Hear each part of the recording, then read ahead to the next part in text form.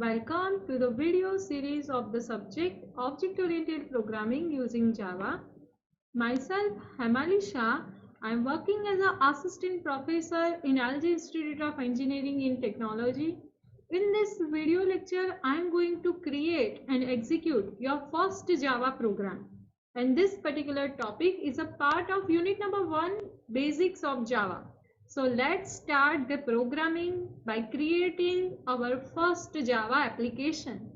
Now for that, how to create our Java source file and what should be the extension of our Java source file? It should be .java, right? So to create this particular source file, you must need the editor.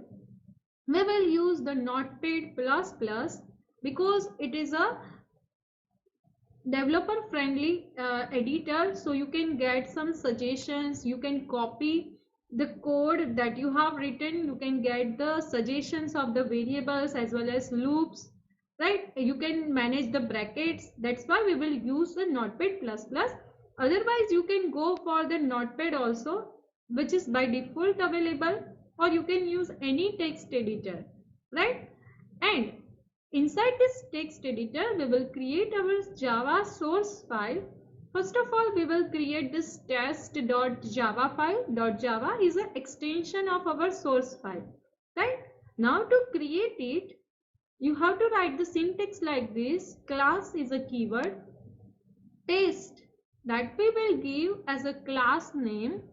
Then open the braces and close the braces. That actually defines the body of the class. Now inside the body of the class, we will create one method, public, static, void and main. This public is a keyword, static is a keyword, void is a keyword. These three keywords that we have to use to define this main method. Public actually specifies the access specifiers. This main is available as a public. The static is a modifier that defines this main as a static so that this function can be executed without creating object. This void is a return type because we are returning nothing from this function. That's why this void is a return type. This main is a function name. Main actually a start point of any application. So this main defines the function. Your application will start execution from this main function. The parameter of this main functions is string array. This string is the built-in class name. The main function parameter is an array of this such a string variable, and args is a variable name. This args is a kind of string array object. It actually used to store the command line arguments that you can pass at the time of running your program from the command prompt. And this all the data that you are going to pass, that will be stored inside this args variable. Then define the body of the main function. Inside this I have written the system as capital. System is a built-in class name. Out is a object declare as a data member inside the system class. It is a static. And println is a function of a printstream class which is used to print something, right? Here system.out.println having the parameter welcome to this Java world as a string. This basically prints something on the console. So this is the basic structure of the program. Now you just need to save this file in some folder. Now after saving it, you have to compile and run it. Now as I have already told you, this class which is used to declare class in Java, public is an access modifier which represents the visibility. It means it's visible to all because it is a public. Static function is accessible without objects. The main is accessible by the JVM which is outside of the class. So outside world do not need to create the object of our class, and without creating object, only by using the class name, this main is accessible. That's why it is a static. The void is a return type of a method. Main returns nothing. That's why void is a return type. The main that represents the starting point for the program execution. It is actually a function name, right? So don't change the case for the main. You cannot write the M capital. This main should be in the same way, otherwise you cannot able to start your program. The string array is a command line argument variable that we are declaring as a parameter of a main function. The system.out.println, this basically prints something on the console, on the system console, right? So now after creating this .java file, you just need to compile, and after compiling you have to execute this file. For that, step number 1 is you have to open the command prompt. From the start menu, run option, you just need to type the cmd and then press the enter. You can open the command prompt. Now step number 2, you have to change the directory up to your source file directory. So if you have stored your file inside the D drive OOPJ programs folder, then first of all you have to move your present working directory inside this D drive OOPJ programs folder. For that, you just need to enter the drive, then colon, then enter, and it will show you the current drive as a D.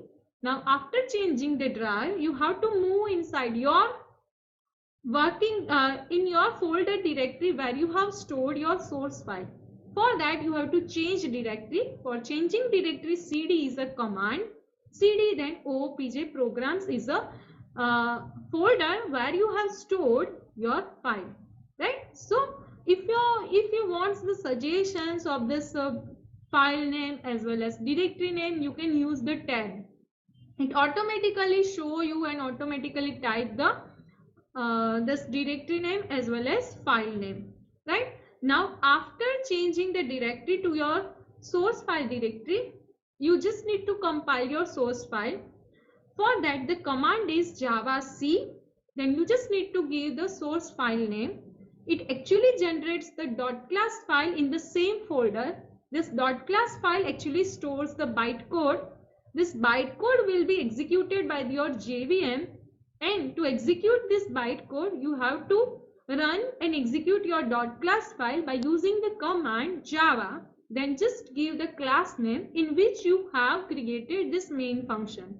So here you have to use the class name in which this main function is available, and for the compilation you have to use the source file name. So here this is the Notepad++ in which we will create this Java file over here. So let's try to create it first. So first of all, in blank file we will write this class, then class name for test, then body of the class, then inside the class we will write public static void main. So this is the function from which your code will start the execution. So write over here public static void main. Now parameter of this as capital string, then brackets, then variable name args, right? You can write any variable name. Here I have used args as a variable name. Now variable body of the this function, right? Now this particular variable args is used to take a command line argument in your program. So when we want to give some input from command line, we will use this args variable. Now I want to print something on a console. For that I have to use the system.out.println. This is the function which is used to print something on a console. The system is a class, out is a data member in system class, and println is function which is used to print something, right? This out is basically a object of a print stream class which is of a IO package. Now this println accept the parameter in form of string. Welcome to Java, I am going to write as a parameter to this println function. Now this string will be print on the console. Now save this file. So for that, file menu, save option and save this file in this D directory. Select the D drive, then OPJ programs folder. This is the directory that I have created to store this all the programs. Now here write the file name test. Here I am using the case sensitively class name. This test is a class name, right? Test is a class name that we have used inside our code. So this file I will store with the same name as a class name. Then extension of the file that I have to select from here. So I am selecting here java source file.java, right? So just select these particular things. So you will get this java source file.java over save as type over here, right? Now press the save button, right? This file is going to save in D drive OPJ folder. Now we will execute this file. Now to execute this file, first of all open the command prompt. So here this is the command prompt. Now move in your directory where you have stored this Java file, right? So where is your source file? Your source file is in D directory, D drive and OPJ programs folder. So first of all we have to move in the D drive OPJ programs folder. So to change the directory we have to write here the drive name D, then colon, then enter. Then we want to move inside this OPJ folder. For that, change directory is a command. The short name of change directory cd. So cd is a command that actually change your current directory to particular directory. Now you have to write here the directory name in which you want to move. Here I am writing O as a capital. OPJ is my OPJ programs is my folder name, right? Now don't write this particular thing. You can use the tab, right? By using the tab you will get the suggestions and you can select the select this folder name from the suggestions also. Now press the enter. Now your present working directory is OPJ programs. Now you can see all the files by using dir command. This dir command will show you all the files that you have stored inside this OPJ programs folder. So you can see this test.java is over here. Now let's compile this. Javac is a command, right? Now space, then give the file name, right? Here our location is proper, this D drive OPJ programs folder. Now you can write only file name, right? This javac is a command, then space, then give the file name test.java, right? Test.java is an extension .java, then press the enter. So keep in mind this command javac, then space, then file name you are using to compile this file, right? Now this file will take some time to compile, right? Okay, now there is no error over here and this program is going to compile properly. Now dir command you can use and you can see here this dot class file is going to create. That means this dot class file is created from our compilation file. This is the actual bytecode of our .java file. We will use this bytecode for the execution purpose, right? And this file is basically same as the class name that you have used inside .java file, and the extension of this bytecode file is .class, right? And this .class file is highly compiled code of our this Java file. Now let's try to execute this particular thing. Do you remember how to execute it? For the execution purpose, this command is java, then class name in which you have created public static void main function, right? So here we have used the class name test. So here we are writing the test as a class name. So the command is java, then space, then class name to execute particular Java class, right? So then press the enter key, right? Now this will generate the output for your program. So here we are getting the output, welcome to Java world, right? So hope you people are able to clear how to compile this file, right? Here this is the output and how to execute this file to get the output. This welcome to Java world is the output of our Java file, right? So here this program is successfully compiled and executed, and you can see this output over here. Clear? Now after running your first program, you have to try the syntax for main. You must have the question why public static void main and string argument as a parameter. Can't we change anything in this syntax? What will happen if we are changing the syntax like this? Will you able to run? You have to check this all the combination and you have to get the answer also. In the first case, it executes because there is no error. Public static void main having string argument is a parameter. All are correct thing, right?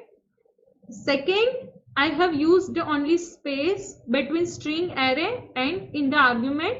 There will be no error. In the third case, you can keep the bracket besides the variable as well as besides the data type. So third is also correct. The fourth one, these 3 dots are available. This is called the variable length argument available in Java. It is also correct. Now the static and public, I changed this 2 modifiers location. It is also correct. You can change the modifiers sequence. Yes, you cannot change the sequence of void and public and void and static, otherwise it generates the error, because your function return type should be just before the functions only. That's why the public void main, here the static keyword is missing, that's why not able to execute, but it will compile properly.